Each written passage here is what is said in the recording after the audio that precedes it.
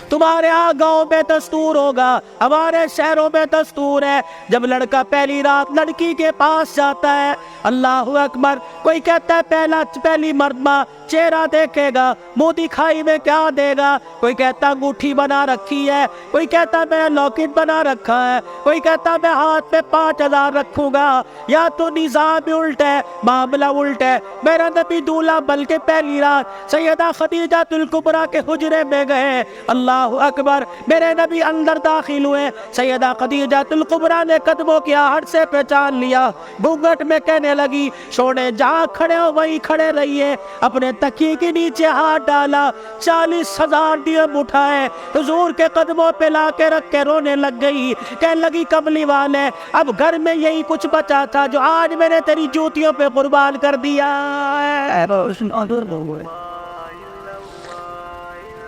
یہ وہ خدیجہ الکبریٰ ہے جسے دنیا نے اسلام کی ملکہ کا نام دیا ہے۔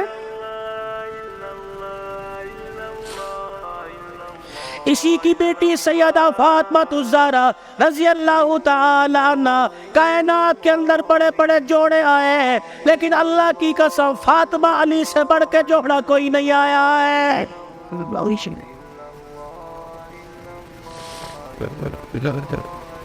رحمت دو عالم صلی اللہ تعالی علیہ وسلم بیٹی کے دروازے پر گئے، جی ابو خیر ہو گئے؟ تم بھی کبھی یہ سنت سمجھ کے بیٹی کے دروازے پہ چلے جایا کرو اور جا کے کہا کرو آجا تیرا باپ تجھے لینے کے لیے آیا ہے۔ لیکن اس نبی کو کیا پتا تھا، جس بیٹی کو میں کے لینے کے لیے گیا، سسرال لینے کے لیے گیا کہ میں کے آجا 4 دن باپ کے گھر میں رہ کے میرا آباد کر جا، اس نبی کے علم میں کیا تھا کہ 1400 سال کے بعد بہن دروازے پر آئے گی، بھائی دیکھ کے کہے گا ہنے تے گئی سی پھر آ گئی ہے۔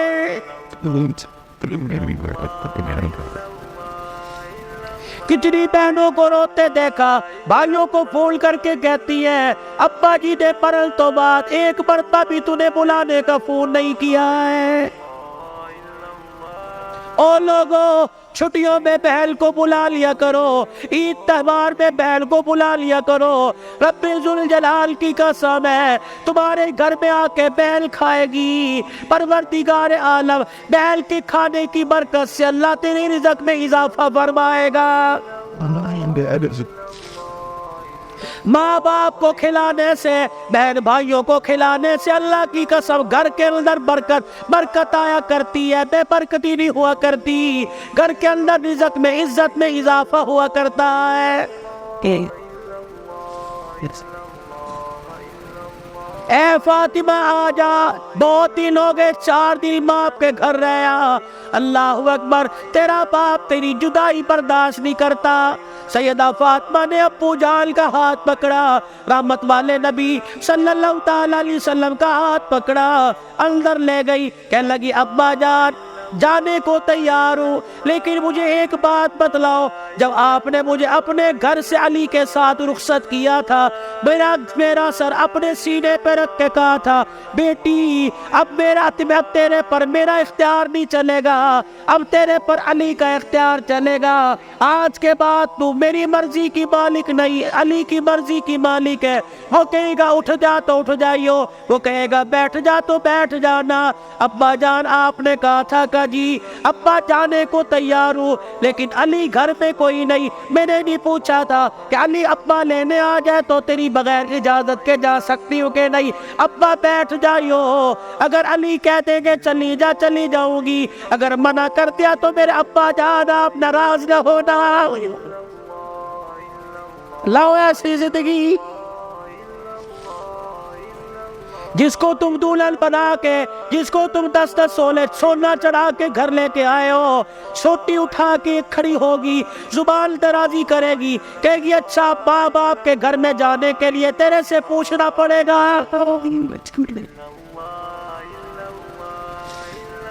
اے علی رضی اللہ عنہ اپنی بیوی فاطمہ سے کہہ دے تیری بغیر اجازت کے تیری بیوی کو گھر سے باہر کوڑا پھینکنے کی بھی اجازت نہیں ہے۔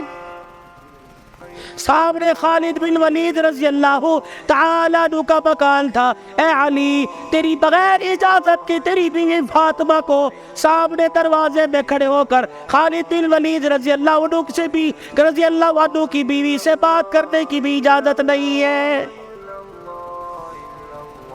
یا تمہارے نکلنے کی دیر ہوتی ہے تمہاری بیویوں کا پتہ ہی نہیں ہوتا کہاں ہے.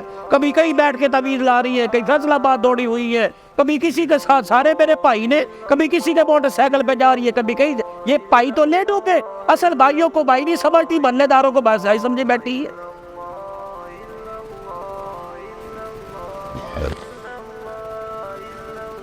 جب شریعت اجازت نہیں دیتی کہ بچہ 10 سال کا ہو جائے, 11 سال کا ہو جائے, تو بیل کو اجازت نہیں بھائی کے پاس بیٹھ سکے, بھائی کو اجازت نہیں بہن کے ساتھ لیٹ سکے, بہن کے جسم کے ساتھ اپنا جسم لگا سکے.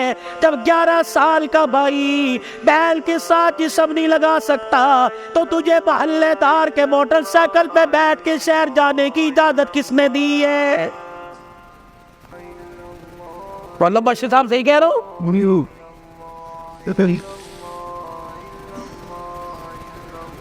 ابا جان ناراض نہ ہونا, نبی بھی نبی تھے. ہائے کہ میرے علی میں فرق ہی کوئی نہیں, علی کہاں میں کہاں, اب تجھے لے جانے کے لیے علی سے اجازت لینی پڑے گی. چپ کر کے گھر کے کونے میں بیٹھ گئے. کب آئے گا کب آئے گا, کہاں. اتنی دیر میں سیدنا علی رضی اللہ عنہ نے گھر کے حجرے کا پردہ ہٹایا, ناک کی نتھیں پھلائی. فاطمہ ابا ہیں؟ علی تجھے کیسے پتہ لگا؟ کہ میڑا بتلا رہا ہے, نبوت کی خوشبو سے مہک رہا ہے. وہ بیٹھے, کیوں کوئی غلطی تو نہیں ہوگی؟ نہیں علی میرا ابا مجھے لینے آیا ہے. تو گئی کیوں نہیں؟ علی تیرا انتظار تھا. فاطمہ میرا انتظار کیوں کیا؟ کہ تیرا حکم نہیں, اجازت نہیں, کہ تیرے باپ کے آگے میں کیا اجازت دوں گا؟ کہ علی بات اجازت کی نہیں, بات تیری مرضی کی نہیں. رب ذوالجلال کی قسم ہے اگر تیری اجازت کے بغیر آج چلی جاتی تو قیامت کی صبح تک میرے باپ کی نبوت والی پگڑی پہ لوگوں کی انگلیاں اٹھ جاتی.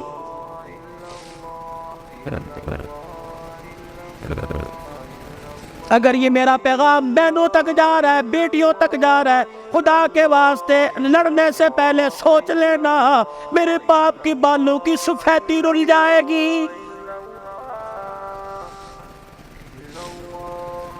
گھر کے اندر زور زور سے بولو گی, محلے والے کہیں گے فلانے دی تینے نے کی تماشا لگا رکھا ہے. رب اکبر کی قسم ہے تیرے باپ کی پگڑی رل جائے گی. میری بہنوں میری بیٹیوں, روکھا سوکھا کھا کے گزارا کر لو, چرپائی نہیں زمین پہ لیٹ کے گزارا کر لو, گرمی کی پتلے لوٹ نہیں سردی کے موٹے کھدر پہن کے گزارا کر لو. رب اکبر کی قسم ہے آج سسرال میں ماں باپ کی عزت بچا لے, کل قیامت کے دل میدان محشر میں اللہ تیری عزتیں بچائے گا.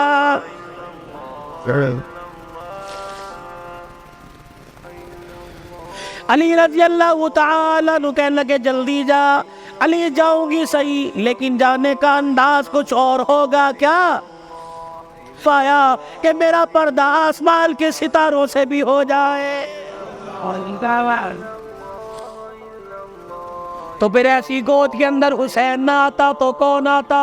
ایسی گود کے اندر زینب نہ آتی تو کون آتی؟ ایسی گود کے اندر حسن محسن نہ آتے تو کون آتے؟